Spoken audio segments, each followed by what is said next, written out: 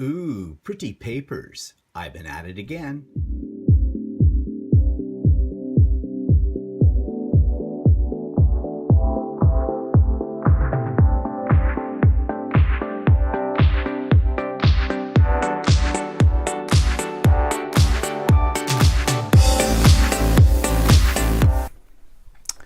Hi, it's Stephen here for Bland Designs, and this is vlog number 42 for Monday, October the 30th, 2017, one day before Halloween, and we'll talk about that. But let's see, let's get right into it. So, what's new this week? So, I did some jelly prints, and I'm going to talk a little bit about these later on by the technique I did, but I like to get out my jelly plates every now and then and do a few things. So, here's some of the things that I did. And I'm going to talk about that one and this next one I'm going to show you in a moment under techniques, because this is a little different way of doing things than I usually do with jelly plates. And this is a technique that didn't work but still gave me an interesting background. And these were actually the sheets that I used to clean off my brayer, and then I just added some rubber stamping onto them to, you know, give them some variety. I don't know what I'm going to do with these yet. I want to do something that involves some sewing, some stitching on them as well. Maybe rip them up, put them on tags, that kind of thing, as well as backgrounds for, you know, journal pages. And also, now what this is actually a page from a paper palette. You know, it's a disposable palette you put your paints on to mix.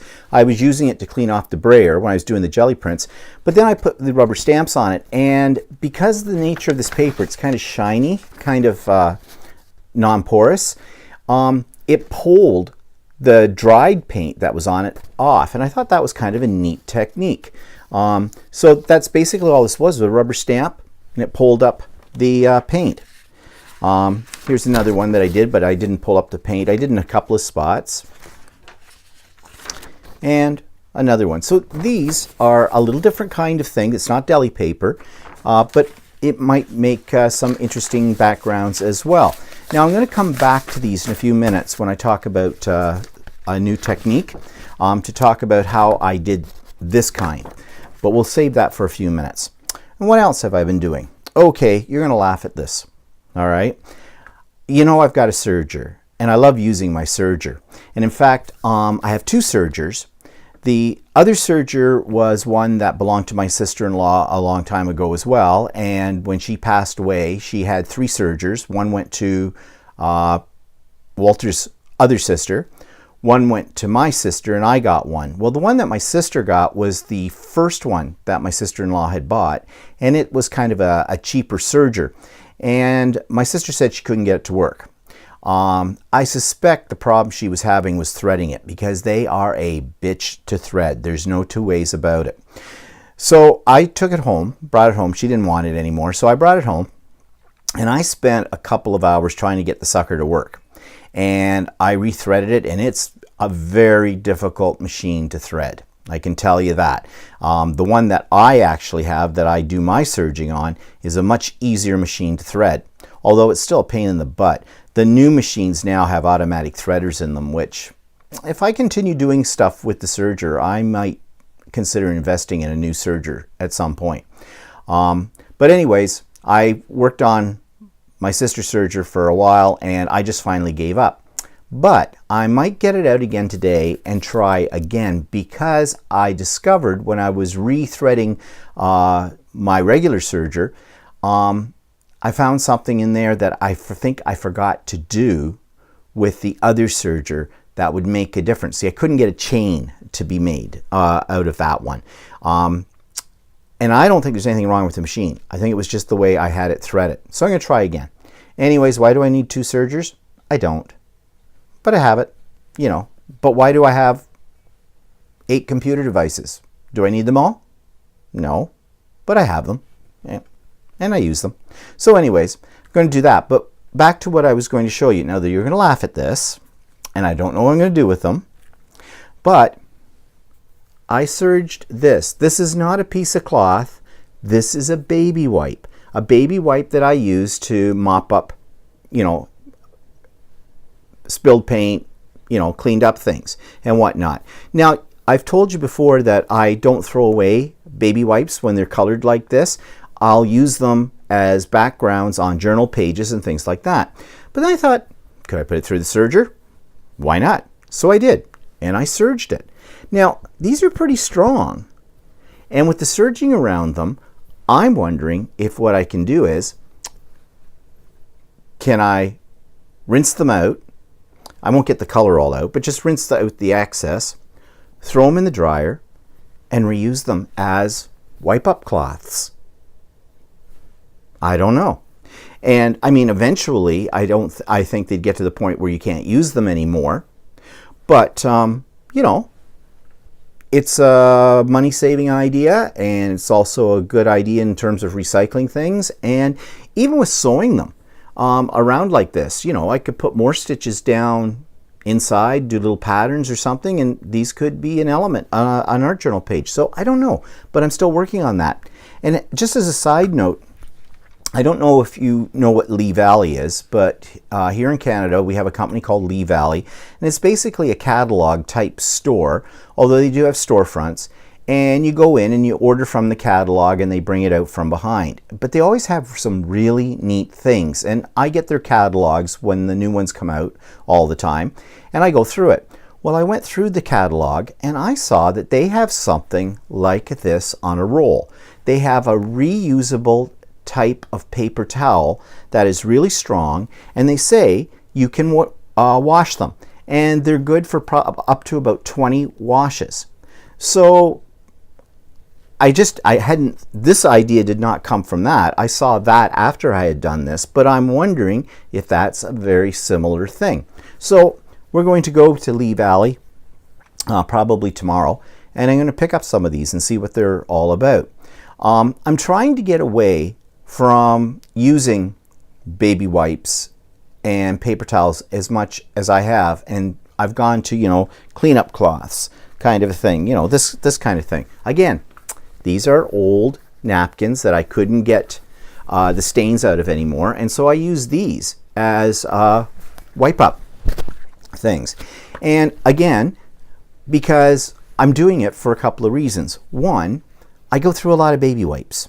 In fact, so many baby wipes, I buy a case of them at Costco all the time.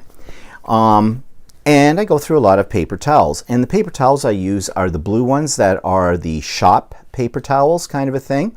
But I still go through a lot of those. And, if we want to be eco-friendly kind of a thing, this might be more the way to go. Or this way. So we'll see. I just like using my serger though. I have fun sewing. I'm really into sewing. And I haven't done anything on my Cricut Maker yet with sewing, but I'm going to get to that. Because what I'd really like to do is, first of all, I want to figure out how to sew a simple zipper into something like a pencil case kind of a thing. I know how to make the pencil case. I've already done that, but not with a closure. I've got a zipper. I've seen some videos. I think I can do this. Next project is I would like to make just a simple quilted square using the Cricut Maker to cut them out, and either using my serger or my sewing machine to sew it together. And then the third project is I want to try and make myself a craft apron. Again, using the Cricut Maker and my sewing machine, my serger, and all that kind of stuff. So those are some projects that I want to try. And I've been watching some videos on Craftsy. I bought a couple about serging. I just bought another one that's some more advanced lessons on using the serger. So I want to try that out and see how that works.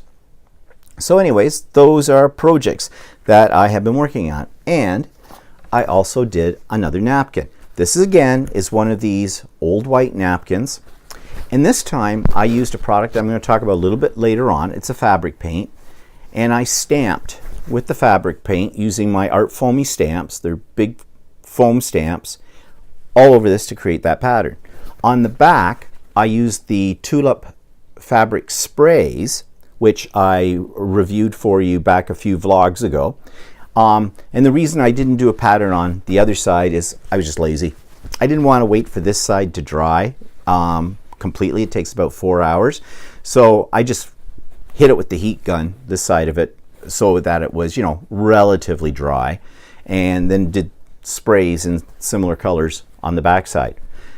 Then I cut off the old hem, this part here, and went around it with my serger.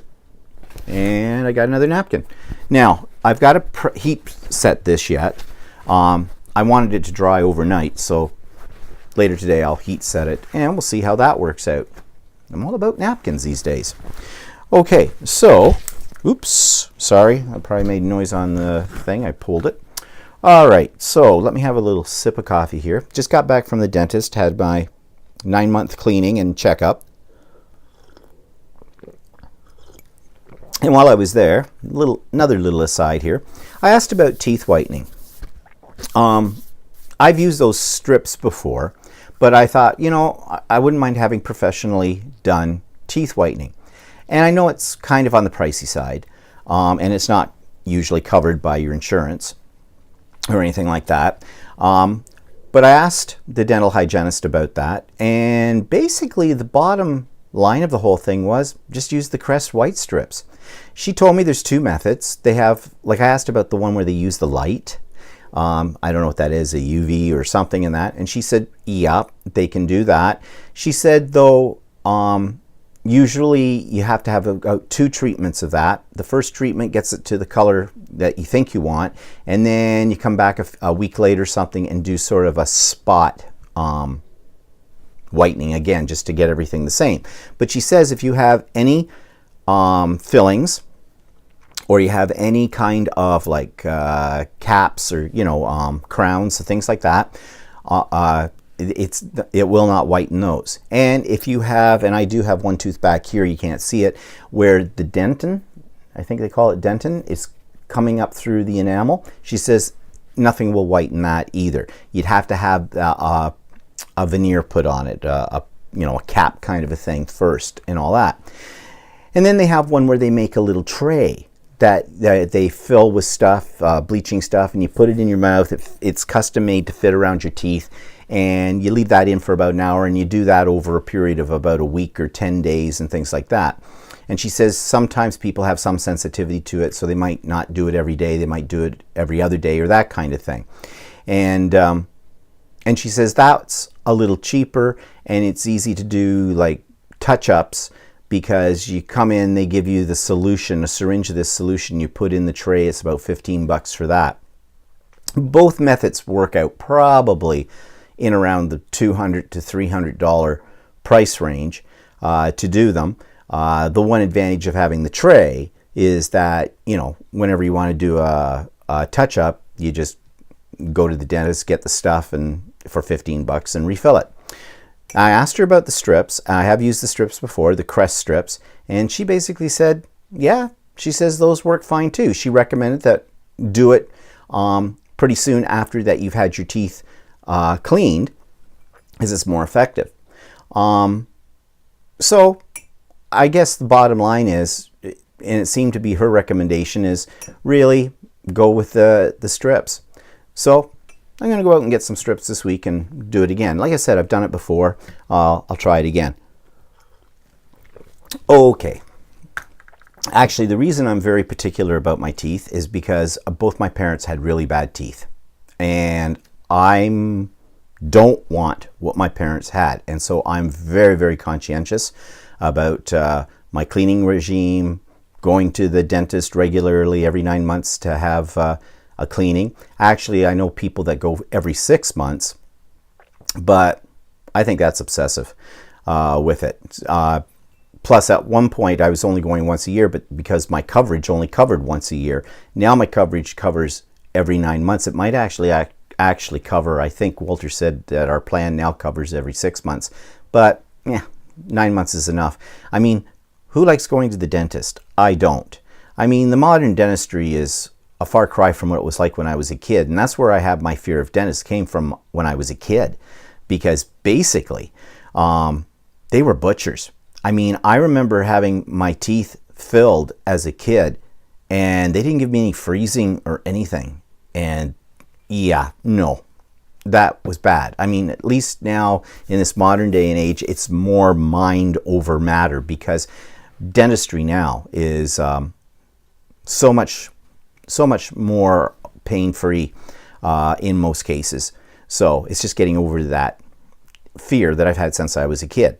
But anyways, I have a bigger fear of losing my teeth and not having teeth, or having teeth like my parents. So that fear overwhelms the fear of going to the dentist. Okay, don't know how I got onto that, but I did. All right, so YouTube channel of the week is one. It's actually not a YouTube channel, it's a playlist, and I've linked it down below.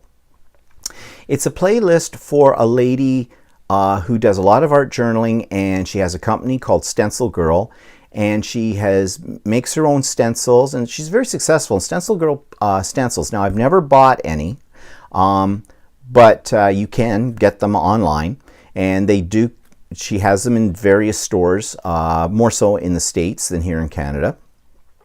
But she's got a lot of really great ideas, so just take a look at this.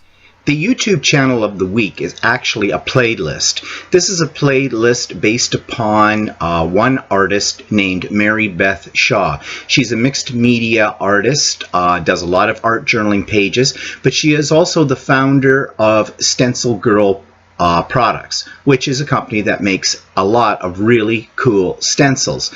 Now, she has a lot of different techniques where she uses the stencils in her art journals that I find really interesting as well as inspiring. So you might want to check out this playlist, and I've put the playlist address in the notes below. Okay, so as I said, it's worth checking out some of those videos in that playlist because she does a lot of art journaling and they're very inspiring. Okay, let's move on to what's pissing me off this week. Now, if you caught Stephen and Walter live yesterday, Sunday, was a new time, and I'm going to talk about that time change as well in a bit. I already started to talk a little bit about this. It's about donations. Now, I have talked before about being hit up by people looking for money for everything from cancer research to, funding a home for lost dogs, whatever. We have a lot of that in our society. But what I'm pissed off at this week is we went into the liquor store, and here in Canada, in Ontario, our liquor stores are provincially run. Provincial government runs them. And when we got up to the checkout, they wanted to know if we'd like to donate to the California Fire Relief Fund. Okay, I stopped for a minute. Did you say California?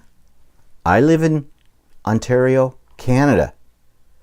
Why are you asking for a donation for the California? Now, yes, I know California's had a bad situation with forest fires this year. They've had several years of that, actually, I think. And I really feel for those people and the whole bit. But they are not my people. I'm sorry. That's America. This is Canada. If you're going to get donations for something, shouldn't those donations go to problems we have in our own country? Now, I have nothing against giving money to things like Feed the Children, Habitat for Humanity, Doctors Without Borders, things like that usually deal with problems in third world countries. But the United States is not a third world country. It's a first world country. Did California liquor places or grocery stores ask for donations to help out the victims of the BC fires that we had this summer, the British Columbia? I don't think they probably did. In fact, to be honest about it, I feel that most Americans haven't got a clue what's going on in Canada. Okay? I know that because every time we go to the States, we turn on the TV, they put up the weather map, and Canada doesn't exist. Anything north of the 49th parallel, which is our border between Canada and the United States, is just wiped out. It's one solid color. They don't talk about it. How else do I know that Americans don't know much about our country? Well, a lot of them still think that we have a president, but they can't name him. Although I think that's changing with Trump government. I think people have become more aware of Justin Trudeau, our prime minister, not a president, of that. Now, mind you, that might be whitewashing all Americans, okay? I grant you that. It's an overgeneralization. And I'm sure the Americans who live closer to the border know a little bit more about our country. I mean, quite frankly, I don't know a heck of a lot about places like Texas, Georgia, you know, those kind of places, because they're way ways from me. And yeah, do I care if they show me on the news, you know, the United States on a map? Although funny, on all Canadian channels, all Canadian news, all Canadian weather, you will actually hear the weather for the United States as well. Well, sometimes that's because it's coming up to us. But anyways, I digress. Back to the California fires. So what I was pissed off about is, why should I give money to support something in another country that has a lot more money than Canada does, has 330 million people, whereas we only have 33 million people? The population of California is almost the size of the population of the whole of Canada. I mean, they have support services built in from their government, at the state level, at the federal level, the whole bit. Why am I giving money to them? Now, I think that there's a hidden agenda because, as again I said, the LCBOs, the liquor control boards, are run by the provincial government here in Ontario. There has been some controversy about the Americans. Trump wants to put much higher tariffs on Canadian lumber that goes into the States because he thinks that Canada has an unfair advantage because our lumber industry is subsidized by our federal government. And it is. And that's true. So he wants to put something like a 22% or something like that tariff on lumber, which makes it, you know, difficult for the lumber industry to make any money.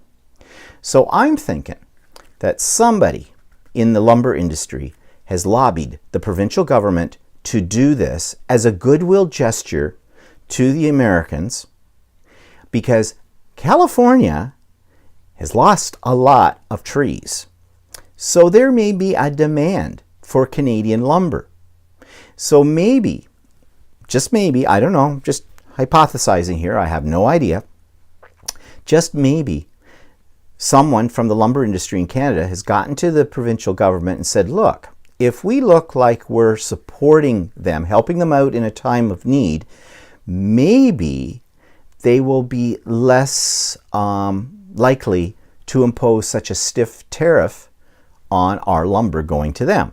I don't know.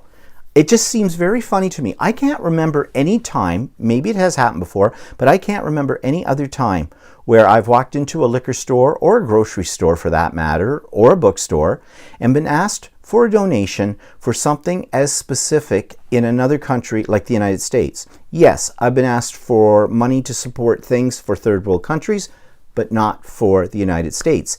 And I don't know, I could be wrong about this as well, but I have never heard of American businesses or companies asking for donations to help out with something in Canada. Never. So anyways, this might piss off some of my American viewers. I don't mean to piss you off. I'm just looking at this from logistics. Bottom line is, I didn't give them a cent. And I just get so tired of every time I go into a store these days, I'm being asked for money. And I've talked about that before. Just, again, a lot of asides here today. Not too long ago, I was in a bookstore, Chapters, it's called, up here. It's a big chain. And when I'm going through the checkout, they asked if I'd like to donate $1 towards their program for children literacy programs in schools for children. And I said, actually, I've already donated. I donated 31 years of my life to helping children become literate as an English teacher. So I think I've given. I've given enough for that. Also, you always have to question how much of this money is really going directly to what they say it's supposed to go to. How much of it is being used in administrative costs? And you can go on the internet and do research on this, and it is surprising that a lot of these big names like the Cancer Society, all those ones for anything that's medical and that, a great portion, a very large portion, more than 50%, sometimes 60, 70, even 80% or higher, is going to administration costs. So, you know, really, if 80% of it is going to administration and I give $1, that means only 20 cents of my dollar is actually going to where it's going to help. Okay? So just saying, everybody wants my money, and charity starts at home. Okay? All right, let's move on. Okay, let's talk about, go back to this napkin that I made. And I said that I used a fabric paint. Well, the fabric paint that I used is called, it's that same company that I used the sprays from, but these ones come in these little bottles. Tulip. It's called Tulip. Oops, goes this way. I've got them upside down. Sorry. Let me show one. It's easier to hang on to. Okay. This is what they look like. It's called Tulip Soft Matte Fabric Paint. And I bought a thing of, I think, 10 different colors. There's not a lot in the bottles. 1 ounce. 1 ounce. Although it seems to go fairly far. You don't need a lot of it. But that's what I did on the napkin. That's how I got this. The other side, I used the spray. So as I said, I'm going to see how this works out. But it seems to be a pretty good product. I bought it at Michael's, so you know it costs some money. Actually, it wasn't that bad. And I used the coupon. Of course I used the coupon. I always use the coupon. I think it might have been $25 before the coupon, I think. And I think on the day that I bought these, I had a 50% off. So that's why I experimented with it. But anyways, it seems to do a pretty good job. So that's the only thing new that I've bought. Haven't bought anything else new or tried. I have a few other things sitting in the background that I need to try, and I'll let you know how they work out, but we'll save that for another day. And let's see here, what else? Okay, so from the inspiration list this week, I only have one thing, and I've already done it, and it goes back to these jelly prints that I showed you at the beginning of the vlog. This one and this one. And I need to experiment with these a little bit more. But basically, I saw this technique on the Jelly Arts YouTube. And if you're into jelly plate printing, whether you're using the Jelly Arts gel plates or you're using the other, there's another company that has one called the Gel Press, these techniques will work with it. Essentially, this is called one layer monoprinting. And usually with a jelly print, what you do is you lay your paint down 1 or 2 colors at a time, pull a print, then you might add on a stencil, put some more paint on, and then take that same print, put it on, and pull it so you get another layer. And then you might stamp in it or make marks with, you know, corks or paintbrushes or whatever, and then lay that print down again and pull another layer, and you just keep doing this. More paint, more techniques, more pulls until you get the final product. Why this method was different is you lay down all your layers one after the other without pulling a print. Now, so for this one, for example, if you see in the background there's sort of this yellowy tinge in orange. So I laid down orange and yellow first, spread it out with a brayer, and I let it dry a little bit. Now they recommended that you don't necessarily have to let it dry completely, but you can.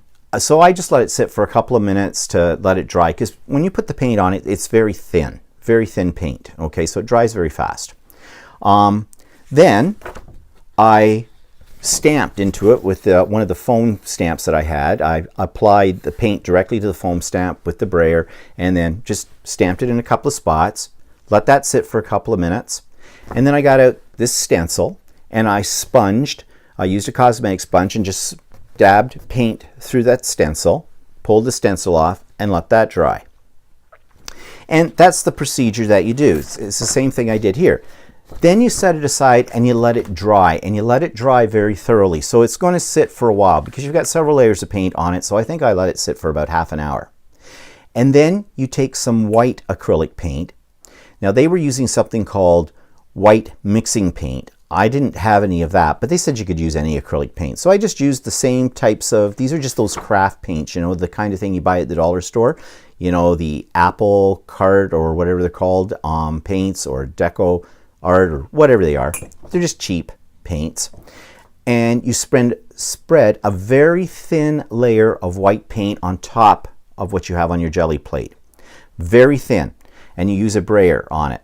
And then you just take your paper, you put it down immediately. You don't let the white dry, and smooth it down with your hand, or I use a brayer on top of that. Press it well, and then just peel it back. And this is what you get, which I think is kind of cool. Now, this one didn't work out quite as well. This is on a round jelly plate, but I still like it. I'll just give you a more close-up shot here, because I really like the texture that's in it. Now, I did 3 actually. This one did not work. This was the first one that I did. I had all the layers, but I think I put the paint on too thin. It dried too quickly by the time I got the paper on top of it, and so it really didn't pull the whole image up, although I still think that's kind of usable. I even pulled a ghost of that as well, just to clean off the jelly plate. So I'm going to try some more of these. I think this might be an interesting technique to do some card making with in one of the classes that I'll be giving in December at the art gallery. I was going to do something else, but I might do this. I'll see. Although the drying time might be a problem, so I'll have to think about that. So anyways, that's the inspiration idea for this week. That's the only one I have. I don't have anything else new for that, but I'm always searching. Okay, so events in the past week. Well, if you watched the vlog yesterday, we talked a little bit about a couple of these things, so I'm not going to go into a lot of detail anymore, but we went to a man's dance. It was a Halloween theme. Some really great costumes. An awful lot of them were dressed up like they were in prison. You know, the black and white stripe kind of outfits. I don't know, there must have been a sale on or something on those. Some very creative ones. No, Walter and I did not dress up. I kind of wish now that we had, because it was kind of fun, but I'm not that much into dressing up. Well, I have to be in the mood. I have to be into it, and I wasn't really in the mood for it. Maybe next year we will. But the dance was fun. And then on Saturday night, we went to a 50th birthday party for a friend of mine. Her children were throwing this for her. And she's a lady that I met years ago, along with a couple of other ladies. And we get together every now and then to work. We met through a scrapbooking crop session once years ago. And we don't get together as often as we used to, but we still every now and then do. And so that was a fun party. Very interesting food. It was very eclectic. I guess you could say, you know, that a young person put this together. But you know, it was fun. It was all fun food. They had like cold steak sandwiches. The steak was cut very thin, and you know, they were on ciabatta buns, kind of a thing. And actually, they were very tender and very tasty. They had pizza all cut up into little squares, and so it was like cold pizza, but I love cold pizza, so that was okay. And then they had a sort of make your own nachos station. So they had like refried beans, chili, and cheese in one of those warming trays, you know, that have the tin buckets that go in it. I have one of those actually. So each one had this different stuff in it, and off to the side they had some guacamole and some other stuff. And there was a big bowl of nachos, and you just threw those on your plate and put whatever you want on top of them. So that was kind of fun. A little messy. You know, I would worry about doing that in my house because I know for sure that someone would drop something on my carpet from that. It would probably be me. But nevertheless, it was kind of a fun idea. And then they had some salads and other things like that. So it was not the way I would have done a party in terms of food. But you want to know something? It was fun. And it was meant to be sort of a more of a snacky kind of meal rather than, you know, a full kind of, you know, chicken or roast beef and stuff like that. So it worked, and it was a fun time. We had a good time at that party. So when I gave Cheryl, I made as a gift for her, I got a bucket at the dollar store, and I got an Oasis, which is, you know, that green stuff that you stick flowers in. Put that into the bottom of the bucket, and then I got 50 suckers, different kinds, put those all in, made a sucker bouquet, and had a thing on the top of this says 50 sucks. Not an original idea to me.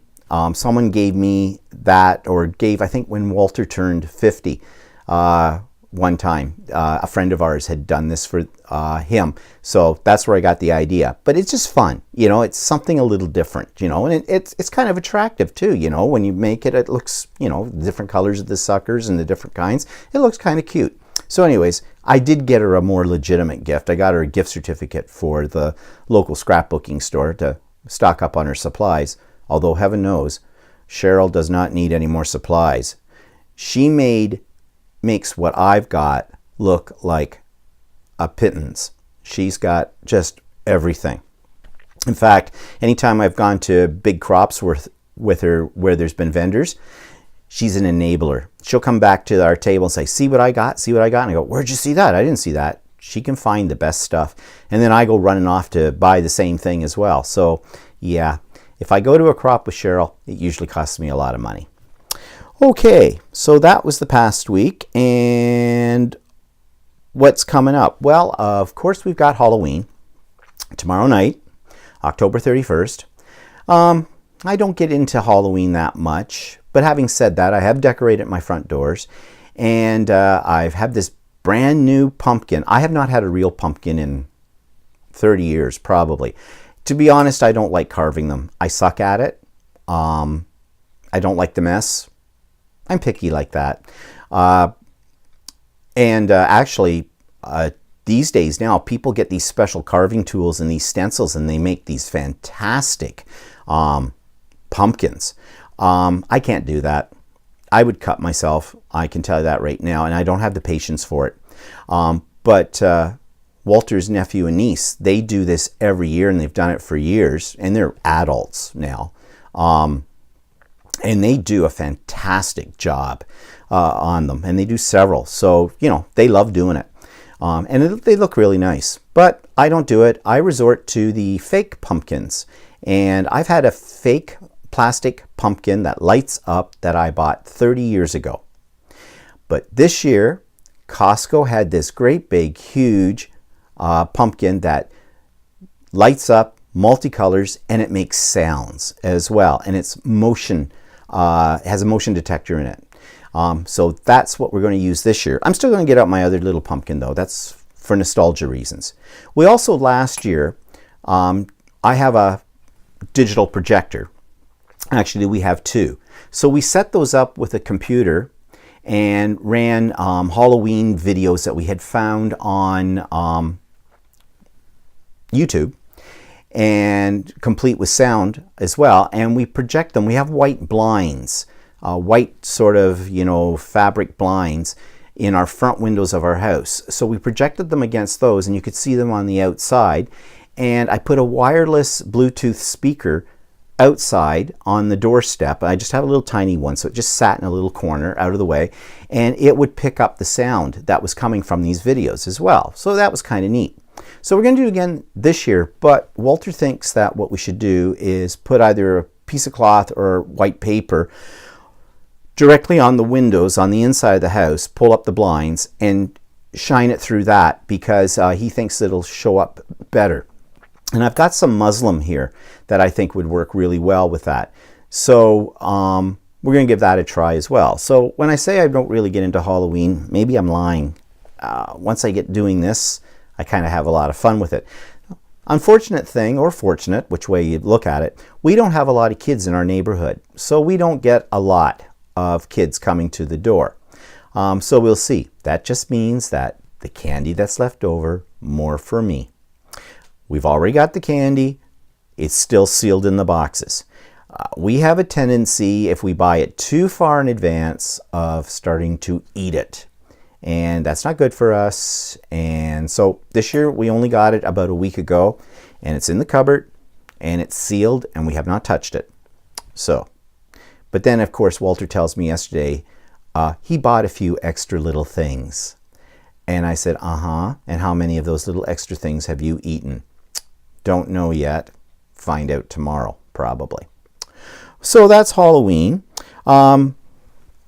What else? Oh yeah, next Sunday I'll be doing another in my series of art journaling classes at the local scrap bookstore, Class Act.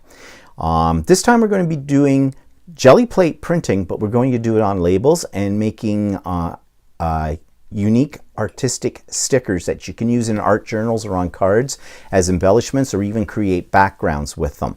And I do have a video. I'll have to link it up for you down below that shows you how to do this technique. And I'm just going to write that down, sticker video, because I forgot to write that down on my notes and I'll forget to add that. I have a tendency after I've uploaded the video to forget sometimes to put the links, and some of you have reminded me about that, and thank you for doing that. The reason I forget is because it takes a while for the video to get uploaded to YouTube. And then I have to go into it once it's uploaded and add that other information. And that's when I forget. I get busy doing something else. So I will definitely try to remember to do all of that this week. And next week I'll be doing, well, I'm not sure if I'm doing it or not. I have a series of 3 art journaling classes over a period of 3 weeks for the Oshawa Arts Association that I've mentioned before that I've joined recently. It's our local art group, and they're always looking for unique workshops to provide for their members. So I went in and showed them art journaling, and they thought that was a good idea. So I'm supposed to do my first one next Wednesday, a week from this Wednesday coming. However, I don't know how many people I have signed up, if I have any signed up for it yet. They have to pay for it. And actually I make a little money from it as well as the Art Association. So I'm going to pop in there to the gallery where this is going to be held tomorrow and see if anybody can tell me how many people I might have, if any, and find out about setup times and things like that. So yeah, I'm really not quite honestly impressed with how this organization organizes things. I mean, I'm super critical about organization because that's one of the things that I take a great deal of pride in, that I am very, very organized. And when other people are not, it really bugs me. It's just me. I'm a type A personality, I guess, when it comes to that. But anyways, I'll check it out tomorrow and see how it goes. What else? Okay, so if you saw Stephen and Walter live yesterday, you'll know that we had it on at a different time. Now, the reason for that was because we were out on Friday night, we were out on Saturday night. So we couldn't do our usual Friday night one, and we couldn't do it on Saturday, so we decided to do it on Sunday afternoon. Now, I'm gathering from the people who did come on live on Sunday afternoon that they seem to prefer that it's done on Sunday afternoons. So we have decided that we're going to do them on Sunday afternoons. We're going to give it a try, see if we get that's a better time for people to come on live or not. So if you're following Stephen and Walter live, just make note that this week it will be sometime on Sunday afternoon, probably in around our time, maybe around 2, 3 o'clock in the afternoon, maybe slightly later. Sorry I can't be more specific than that, but it all depends on how the day is going. So watch for it. If you've pushed the little bell symbol on the subscription here, you will get notified when we go live about that. So anyways, we'll see how that works out, if that's a better time for people. The thing I like about doing them on a Friday night is that it's Champagne Fridays. And so we sit there and we've got our glasses. I feel a little funny about drinking on a Sunday afternoon, but maybe I can get over that with it. This Sunday we just had sparkling water because we were going out later for dinner too, so we didn't want to have anything to drink before we went out. Oh, and the other reason we can't do it this coming week on Friday is because it's RMG Fridays at the art gallery, and we're both gallery attendants. That's a part of our volunteer service. So we have to be there at about 6:30, and that runs until about 10 o'clock at night. So yeah, so we'll see how it works out on the Sunday. Okay, so nothing else that I can think about to tell you from this week. So I hope you have a great Halloween if you celebrate it wherever you are in the world. I know not every place in the world has Halloween celebrations, but if you do, I hope it's good for you, and I hope you have a good week, and I'll see you maybe on Sunday, and I'll see you for sure next Monday. Bye-bye.